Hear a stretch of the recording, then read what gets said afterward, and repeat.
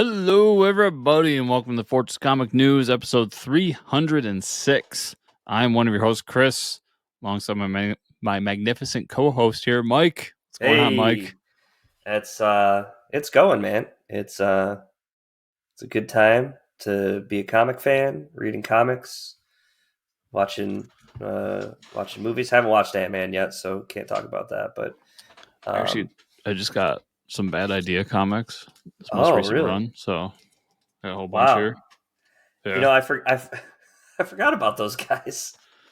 The Yeah, shop that I was going to for the first run, yeah, they called me and were like, "Hey, you're on the list. Do you want to do the second run?" It's like, "Oh, yeah, why the fuck not? Let's do it." yeah. And Sure. then I forgot about it again.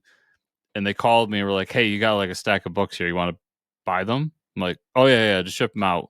Send me the invoice," and I paid for them, and they came the other day. So That's awesome. yeah. Yeah, I mean, between them, now we got like the recent thing, like Whatnot Comics, that publisher is going crazy too. It's like a lot of these like hard to obtain books are being popularized, kind of thing. It funny whatnot story. Okay, so Uh, I'm a part of a exclusive group. Let's just put it wow, that way. wow, big cheese over here. Uh, no, I'm a part of a group of like on Discord with a bunch of like comic creators, and there's a few um Jesus letters in there. Okay, And we've been talking about Whatnot, and a few people have been posting stuff about it. And I can't read Whatnot books now because whoever's doing the lettering for them, no offense, apparently doesn't know how to do their job. Because when you hear a letterer talk about it, your life is ruined. You yeah, will never look at lettering the same. uh huh. It's just done. Like I've had these long conversations with letterers about like, well, this is why this is wrong, and this is why this is wrong. And now it's like, great, you just ruined comics for me forever. you I would you open never up notice a bad letterer yeah. until now. Yeah, you opened up a book and there's like a word bubble in someone's crotch. You're like, I'm done. I'm out of Yeah. here. I gotta go. It's little things, but yeah, a lot of the Whatnot books apparently are just like really screwed up with the lettering. Like Uh, you, not you maybe, but like the average reader might not notice it, but like now yeah, it's like it's fucking ruined for you. yeah, it's And it highlighted and and that book that sold like 100,000 copies or whatever there's a Pokemon variant. So ooh, yeah, the everything should have second a Pokemon variant. I know that's another thing. They do some cool variants like Akira Toriyama variants, all that shit. I'm about that. Do you I'm hear he also has a new about manga coming out? no, I didn't hear about that. Yeah, Sandlands, I think it's called. He's Sandlands. He did that before. Oh, maybe it's like a continuation of it. Maybe he's continuing. I heard something about them doing a continuation. That would be sick because Kira that was an old Toriyama. school one. I don't know if that was pre Dragon Ball Z or what.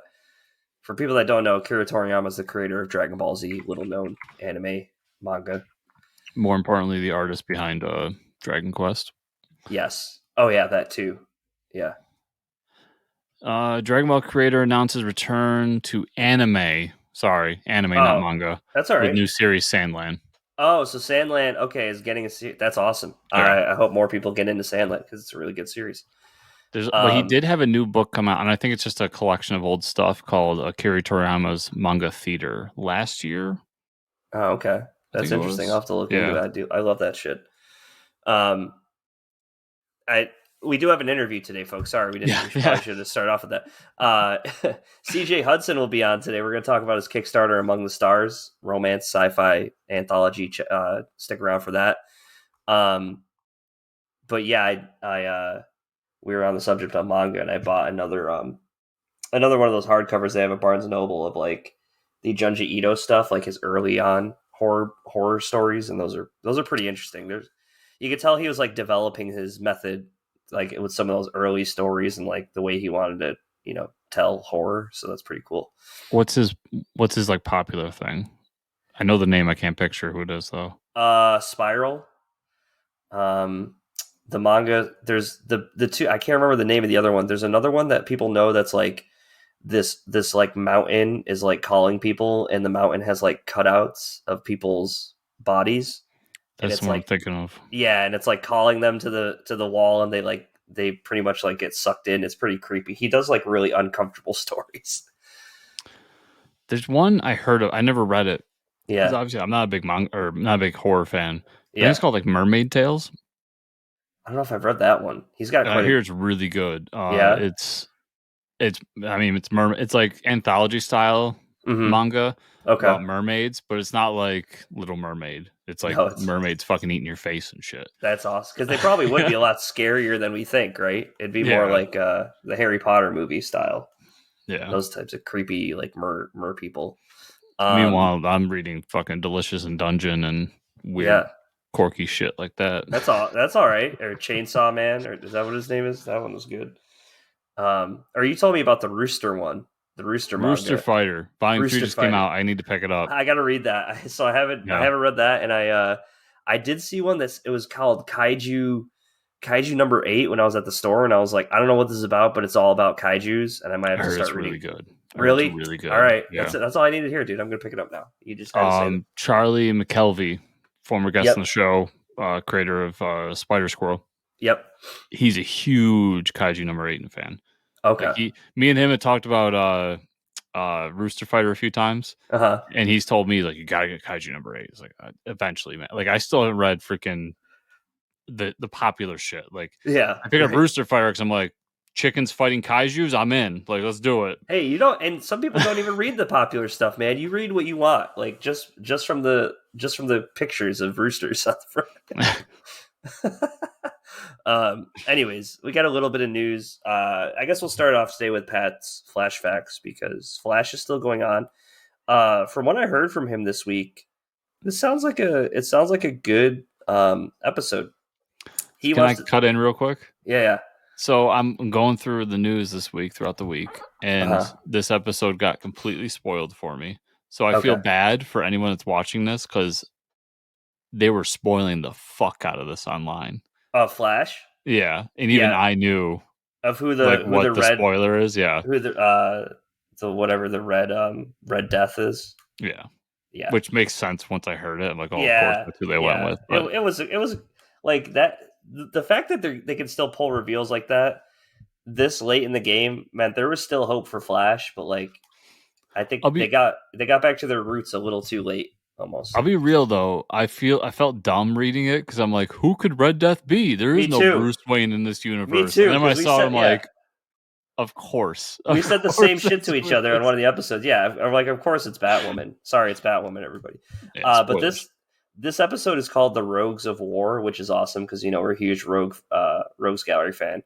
So you know, Pat's flashback says he loves the episode. The Rogues, Captain Boomerang, the Fiddler, who's now Murmur, go on a stealing spree, or now Murmur. I can't remember the names.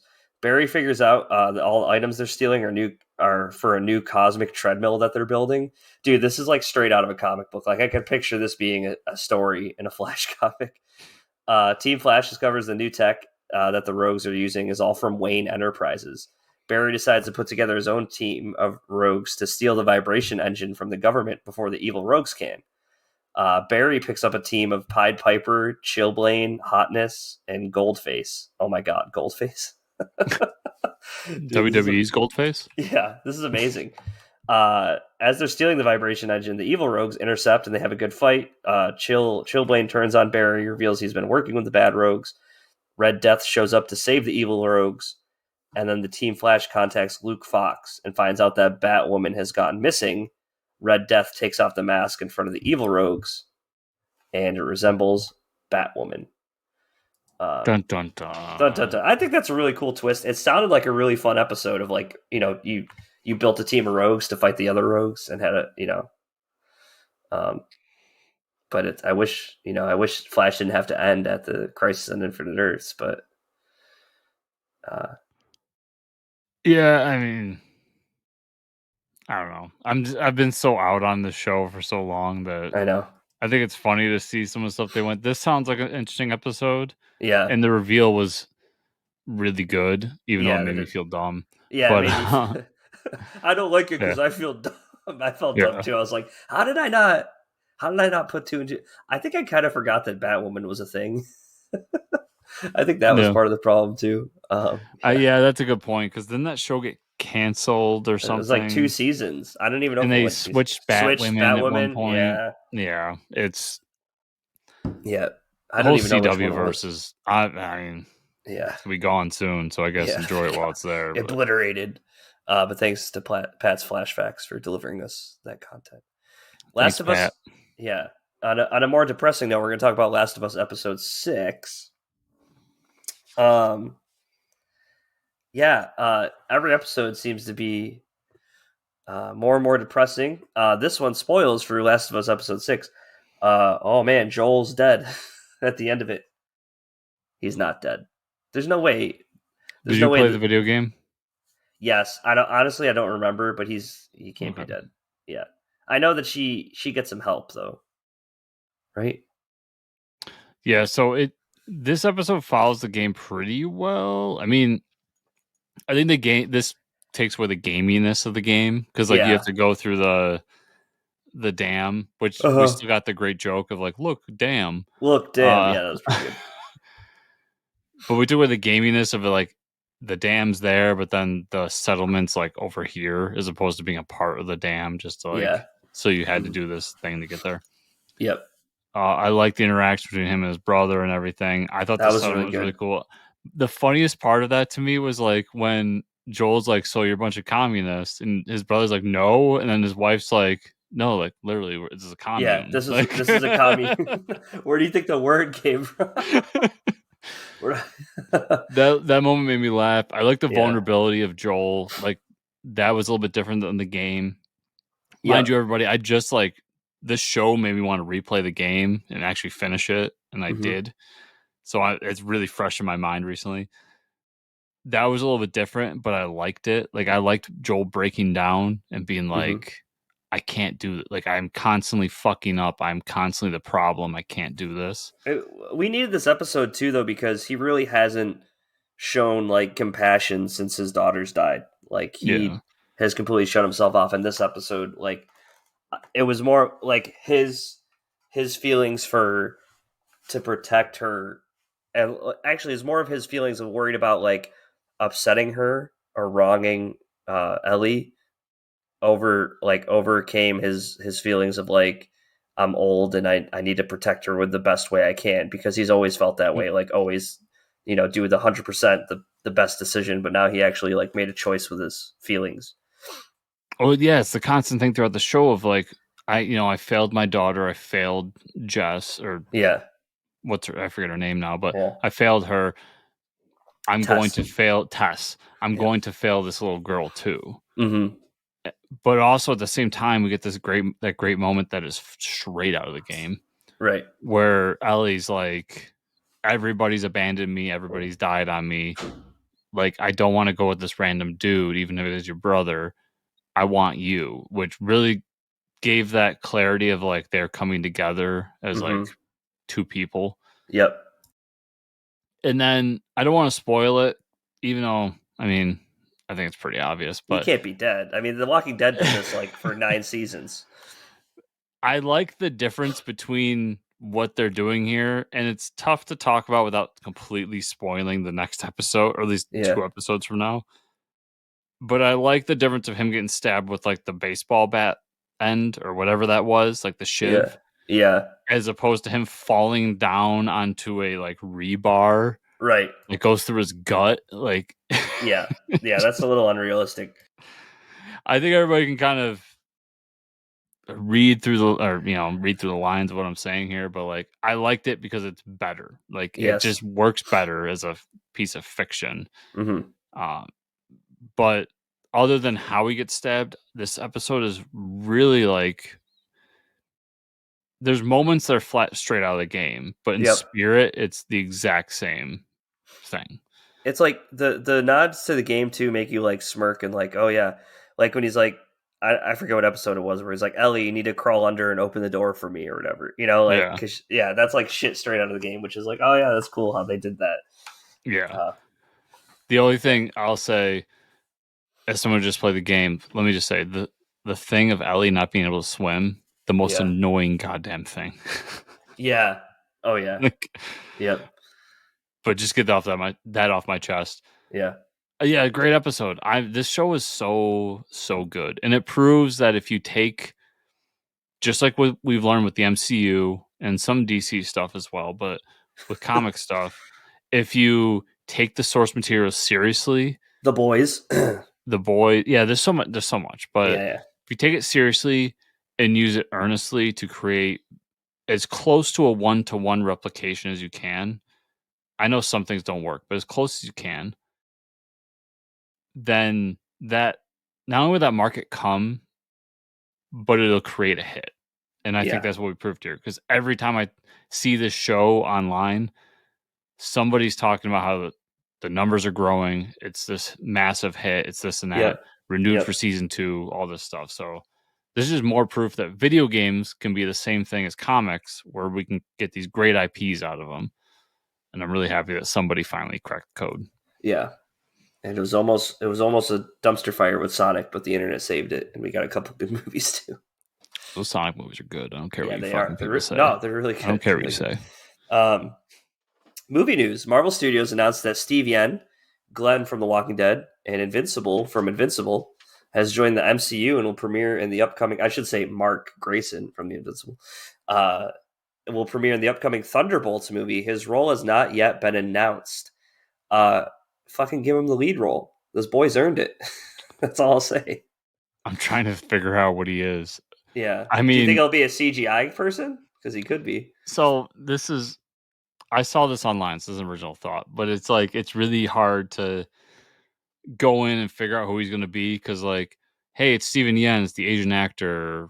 Right. Amadeus Cho. I mean, I don't know. That seems Yeah. like a stretch, but Right.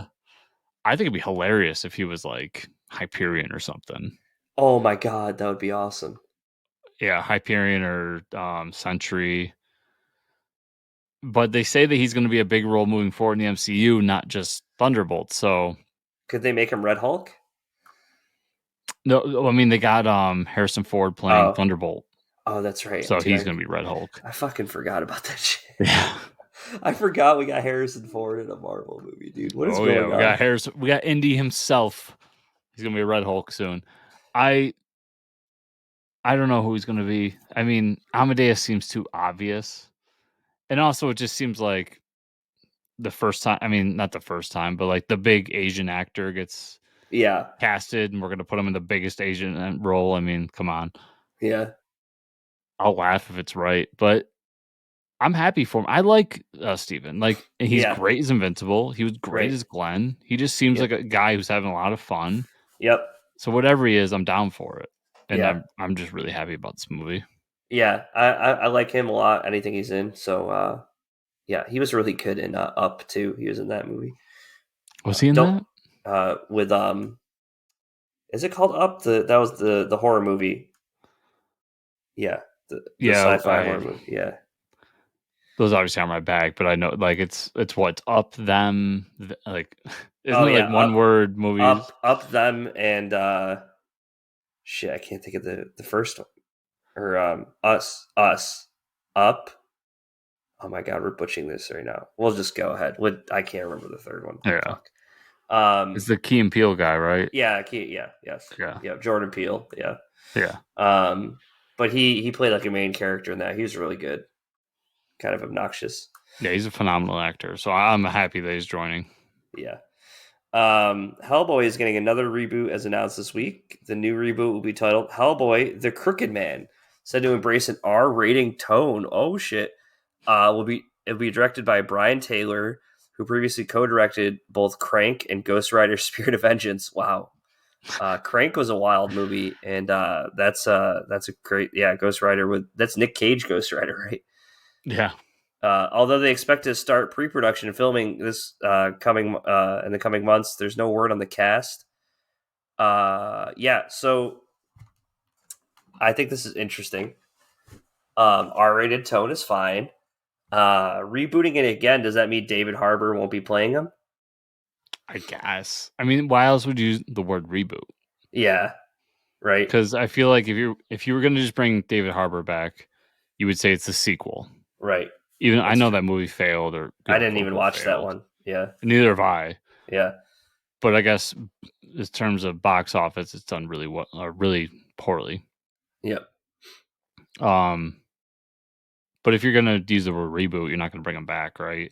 Yeah. But at the same time, if you have Hellboy, why would if you have Hellboy and you're 2 months out, why am I hearing about the director and not who's playing Hellboy?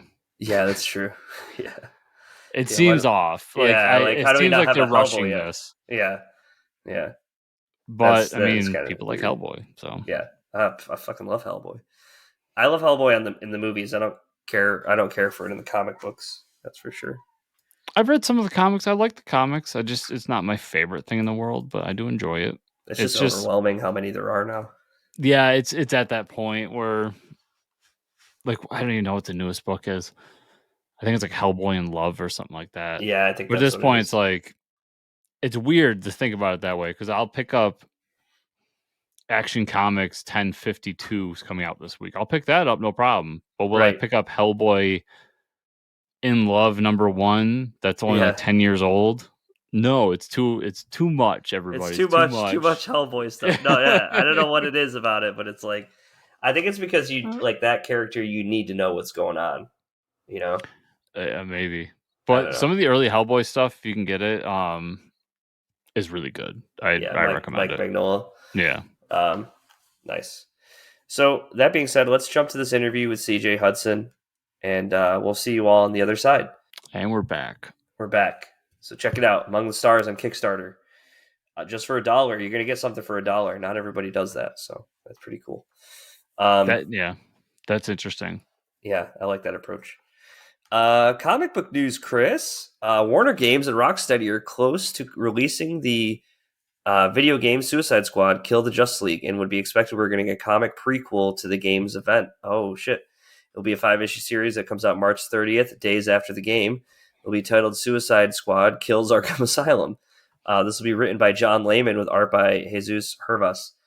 I'll probably be reading this. I'm also going to be getting the Suicide Squad game when it comes out. So I'm a tiny bit worried about the game, just because like there's a battle pass and all that. Like, is that's there video game already? talk. Yeah, Yeah, that's yeah. video game talk. But I'm a little bit worried about it.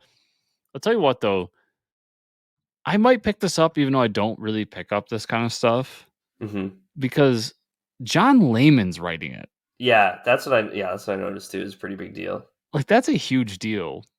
And I like the idea of like Suicide Squad kills the Justice League. You've got my attention on the game. And for this to kind of be like, all right, well, we'll do a prequel story where before they kill the Justice League, Yeah, they'll just kill everybody in Arkham they kill everybody in Asylum. Arkham Asylum. I love that idea. Yeah, it sounds interesting. So I'm down for this. I might pick this up. Yeah. I am gonna pick this up. I'm gonna say Oh it right now. shit! All right, Yeah, I'm gonna pick this up. it sounds fun enough. Yeah. Um, all right. We previously discussed some new comics coming this year, part of the Dawn of the DC universe. And some internet detectives discovered some hidden titles in the announcement. This week, DC announced that one of those titles, in fact, is real. A new horror-themed event titled Night Terrors, Night spelled Knight, is real. Will be written by Joshua Williamson with art by Howard Porter, Gia March, and more.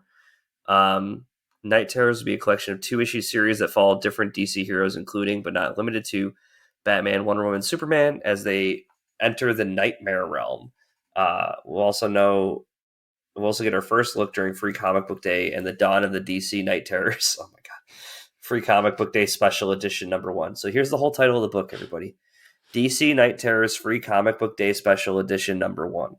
I just wanted you to say that. It's the only reason I put in case that you want to there. write that down in your notebooks. I hope you have enough paper to write that one down. Holy shit.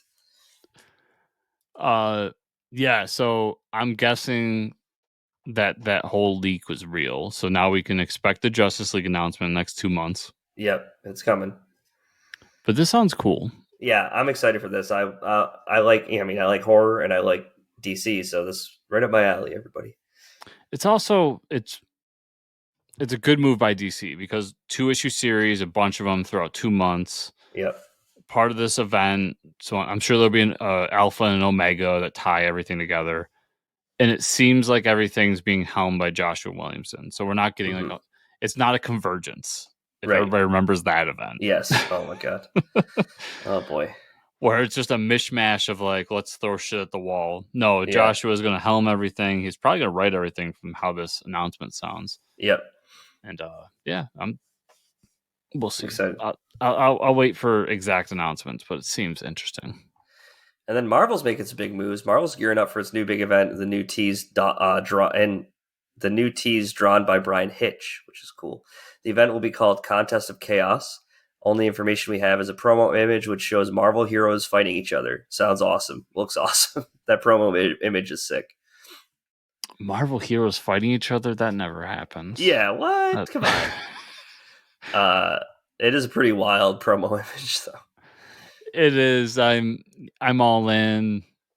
I mean, I've yet to miss a Marvel event since I couldn't even tell you how long it's been, but I love the promo. I mean, Brian Hitch art is amazing. We got Venom here, Cap in the background, Spider-Man. Spider-Man doing Spider-Man things.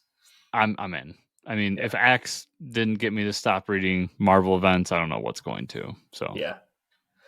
Now this is just because DC brought back their Infinite Universe. Marvel has to bring back the Ultimate Universe. The Ultimate Universe is coming back after being destroyed in the 2015 Secret Wars. A new series titled Ultimate Invasion will be written by Jonathan Hickman with art by Brian Hitch. Ultimate Invasion will be a 4-issue series that includes the Illuminati, Miles Morales, and the Maker at the center of everything. Hickman and Hitch together. That's pretty cool, man. Yeah, Hitch back on the Ultimate Universe. Everybody knows I'm a huge Ultimates fan. Like, the Ultimates were the basis for the MCU. The Ultimates were one of those things that was happening around the times I really got heavy into comics. Mm-hmm. And I just love that alternate universe. So to bring them back is huge. And they've been setting up for a while. I mean, Donnie's been doing stuff with the Maker for years. Mm-hmm. Ever since Secret Wars ends, they kind of been hinting that this and that. And for Hickman to be the guy behind it, like if Hickman takes over Ultimates, I'm in 1,000%. Yeah. I think this is perfect for Hickman because one of the criticisms of Hickman is that Marvel always kind of like pushes away his ideas at the last minute. Mm-hmm. I mean, look at what happened after Secret Wars, his big plans with Fantastic Four. Look at what happened with X-Men. He never got to finish a story, so on and so forth. I think what's genius about this is that this gives, assuming this starts a new Ultimate Universe, this gives Hickman his own universe to control. He can do it as long as he doesn't like do something crazy. Yeah. That's going to like get them canceled or something. He can do whatever he wants. Right. That's cool. So and this is what I said with the rumors like 1-2 years ago when Hickman's going to go to DC. Give him Earth 2. Give him his own universe. He can do what he wants. Give him his own world. Yeah. Yeah. So I am all for this. I love this idea. I cannot wait for this series, see what's going to happen. And I was looking for it while I was talking, but there was a quote from Marvel that made me laugh. Mm-hmm. Where basically they said, as everybody knows at Marvel, nothing's dead forever. And it just made me laugh as a Marvel fan, be like, yeah, we know. Yeah, we know that. Yeah, everybody knows that. Thank you. Yeah, that's hilarious. But yeah, this is gonna be. I'm gonna be pumped this summer. Pumped for this. Yeah, it's pretty exciting. I might even start to check it out. Yeah. As with every Hickman book, I stick around for 10 issues and then I get frustrated when the big reveal isn't until issue 60. Did you read his Fantastic Four? Yes, a long time ago. Yeah, that's good stuff. It's good. No, it is good stuff. Him and Mark Miller. Mark Miller's Fantastic Four too. Ultimate 10 Fantastic Four. All right, let's talk about what we read this week. I did not get to Superman Space Age because it is a long book, but I did read Superman #1. Joshua Williamson and Campbell on the art. There it is. I thought it was a solid first issue, mostly because they didn't dwell on the old storylines from like the previous jumble that they've been doing. Luthor gives over LexCorp to Superman while he's in jail and calls it Supercorp, which is pretty wholesome and fun. And while Luthor's villains are the ones that are coming after Superman, I thought it was a solid issue. I thought it was a lot of fun, and I think it's got some potential. Yeah, I was down for the new status quo. I'd like that they have the supercar in there. That was a funny little Yeah, that was throwback. cool. Yep. I just got one criticism, and I just gotta say this to all comic creators out there. I get it, you don't like cancel culture. Can you stop making supervillains be like, "You're canceling me"? Can we just Oh, stop with that? yeah, I know. Yeah, It's tired. I'm done with it. I know it yeah, was like 4 pages in this, but I almost stopped reading it because of it. yeah, But other than that, get past those pages. If you're like me and you're like, "This is stupid," get past those 4 pages. It's a blast after that. yeah. It's a No, it's great. blast. I Yeah, it love was this a lot of issue, fun. yeah. Yeah. Uh, Dceased, War of the Undead Gods, #6. Tom Taylor, Harrison in the art. Yes. What a friggin' crazy issue. From last issue, you have the Spectre fighting Mixoplex. The Spectre kills Mixoplex, but then as he's dying, he like rips Jim Corrigan, the who has the mantle of the Spectre, from him. So we have to it has to pick a new champion, and it picks fucking Alfred Pennyworth, Batman's Alfred. So that was pretty awesome. He punches it, so like the Allfather shows up at the end, like zombie Allfather. They like boom tube in, and from the New Gods, people don't know that, and he like punches a hole through zombie Allfather's head. At the beginning of the issue was funny because like Lobo makes a deal for like lots of partying for the rest of his life, and like sex, drugs, and alcohol for the rest of his life. So and then he's going to go on and save the universe. You described the issue perfectly, but that Yeah, intro where yeah, basically they're like, "We will get the smartest people in the world to find different ways for you to just have debaucherous sex all the yeah, time." Just yeah. I had me was like, wow. laughing. I'm like, Tom Taylor, man, you're hilarious, dude. I want him to write a Lobo book after that. That was pretty awesome. hmm Uh, Saga 62, Staples and Brian K. Vaughan. And I tweeted about this week because this is one of the books where Fiona Staples gets her name first before Brian K. Vaughan.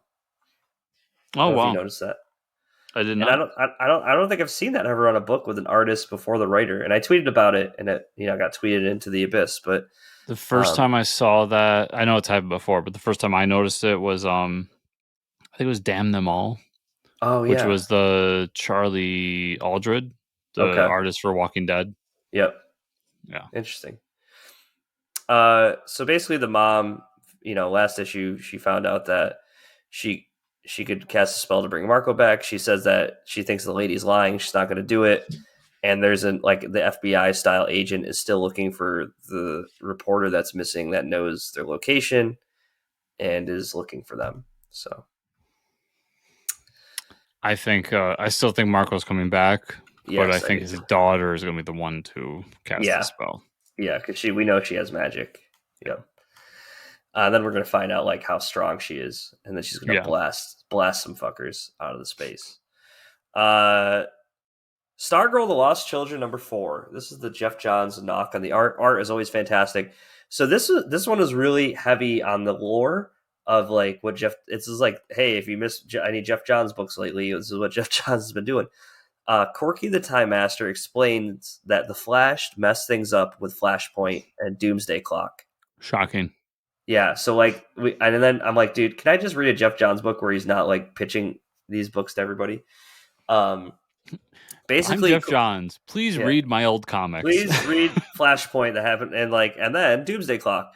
So Corky, the Time Master, explains that it put him in this divine continuum that's outside of time and space, and that's where all the kids are trapped.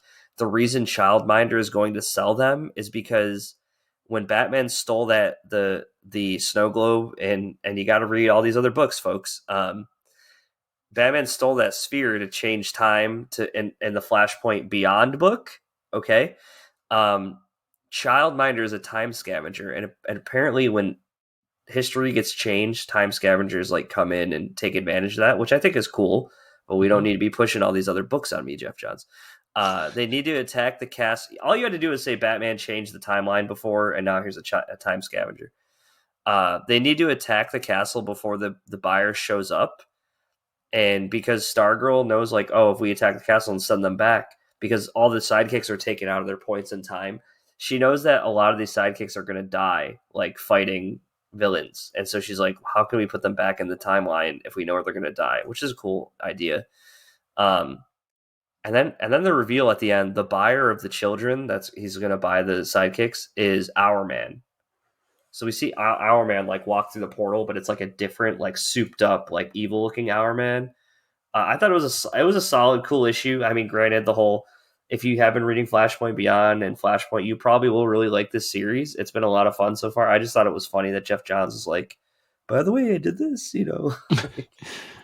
There's little notes throughout it, be like, yeah, I Yeah, wrote this, guys, and also I yeah, wrote Flashpoint, and hey, yeah. Radiant Pink #3, Camarena and Flores. So in the back of this or the front of this issue, apparently there's a massive verse for all these comics. That's what they've ended up calling it. yep, I didn't realize that Dead Lucky was also part of it. We probably have talked about that. I had no idea. yep, because the book Um, I'm reading. yeah, which is like, okay, I can't keep track of all this shit. We've talked about this before, but they do a Yeah. terrible job. Like, I think Inferno Girl Red is a part of it too. Yep. And I think the joke I made to you was, hey, did you know this is a part of Radiant Black's universe? And you said Yeah. no. And I said, Yeah. why would you? It's nowhere on the cover. Yeah. It's nowhere in the cover. And apparently there's a massiveverse.com that will help you keep track of all that shit. Had no idea. And there's, by the way, everybody, there's 2 books coming out that are part of the Massiveverse. One is the Massiveverse One Shot, which kind of gives you the idea because Yeah. of the crossover. The other one's called No One. I don't know how you would know that's part of the Massiveverse, but apparently No you're idea. supposed to. No idea. Listen, I love everybody part of the Massiveverse. Your branding sucks. You need to figure Yeah. it out. Yeah. Figure it out. Just give them like tales from the massive verse. Blah blah Like, blah. give me a call. I'll help you with the branding. I'll just help Yeah. you a little bit. Yep. Junkyard, and the last book I had is Junkyard Joe #5. Jeff Johns, Gary Frank. Joe and the bad guys finally meet, and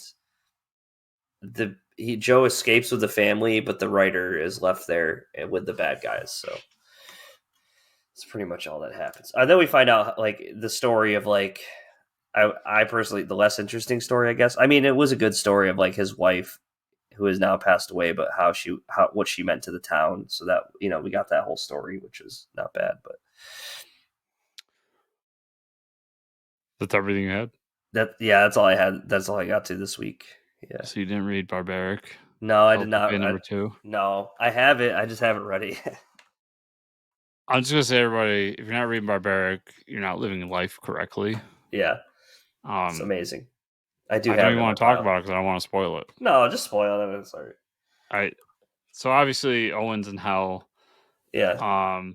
and he finds out that basically hell is them just fighting these battles over and over and over again. Uh-huh. And afterwards, everybody at the battle goes to this pub and just drinks. That's awesome. That's when he finds out the old leader of his like clan is dating one of these frog people, Okay. whose name, and they spend like 2 pages discussing it, and it's hilarious, is Frogsley. Okay. And she even makes the jokes like, yeah, of course I'm dating the frog. Do you know what he can do with his tongue? Oh my god. We then find out that like there's some other part of hell that this guy is in control of, and he's kind of the way to get out. And Frogsley and this woman that I'm zoning on her name right now, but she's like the old leader of the clan that was discussed in the last volume, decide they're going to go over there. Meanwhile, his old crew is dealing with the mission they were on, where they're fighting these like demon creatures that have taken over this castle that they're trying to infiltrate. The book is fantastic. So good. So Everybody good. should read Barbaric. Yep. From start to finish, there's not a bad issue. There's not a bad No. issue. It's It's awesome. Yep. It's really good. Frank Miller's Ronin book 2. I'm really enjoying this. It's Ronin's, after the event of Ronin book 1, his wife has a kid, and the kid's like weird, crazy powers with samurai stuff. And they defeat a demon in this, and then they go and they find the original Ronin in New Jersey, who has basically been taken over by the cyborg, and they're trying to save him. And that's kind of where they leave the issue.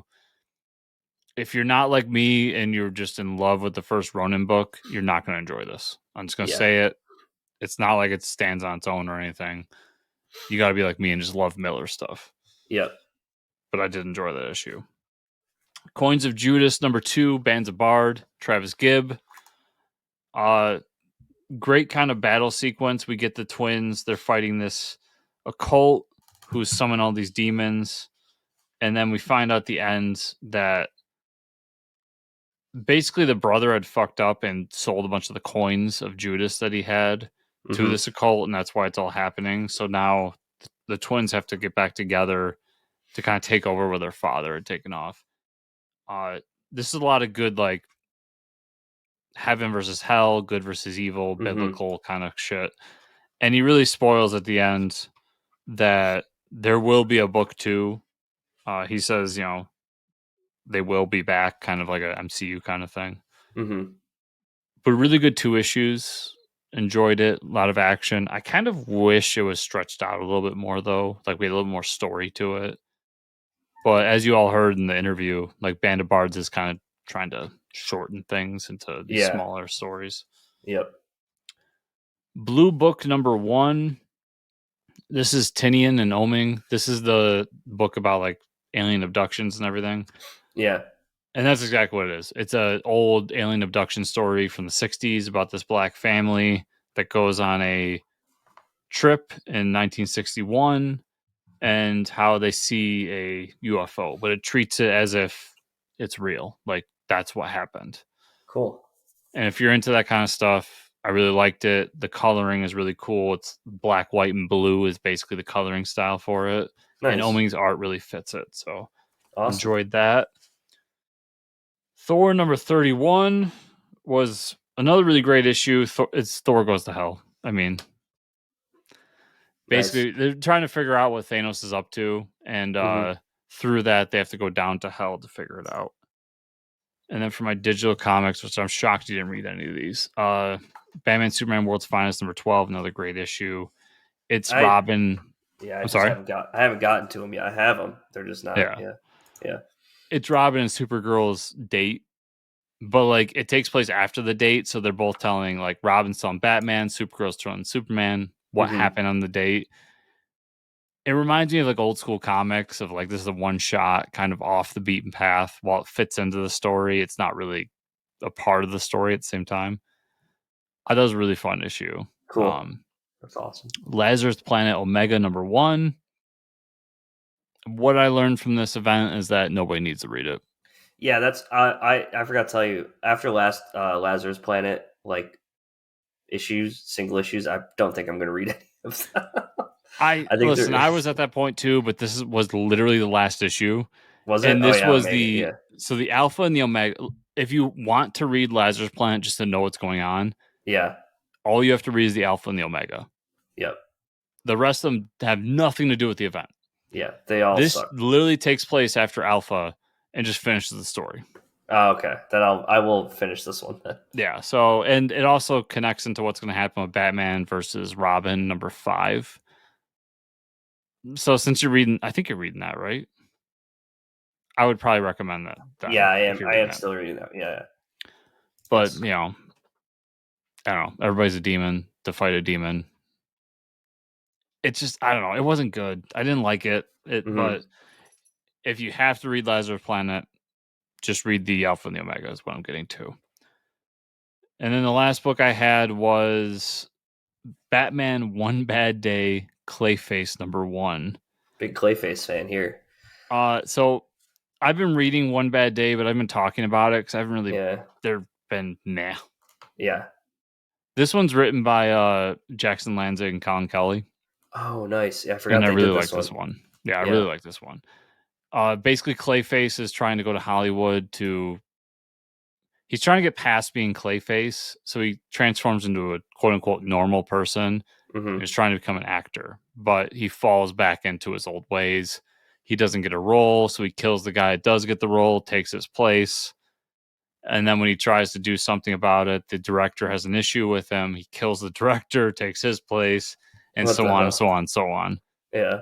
Until Batman gets involved. And I like the way it's written too.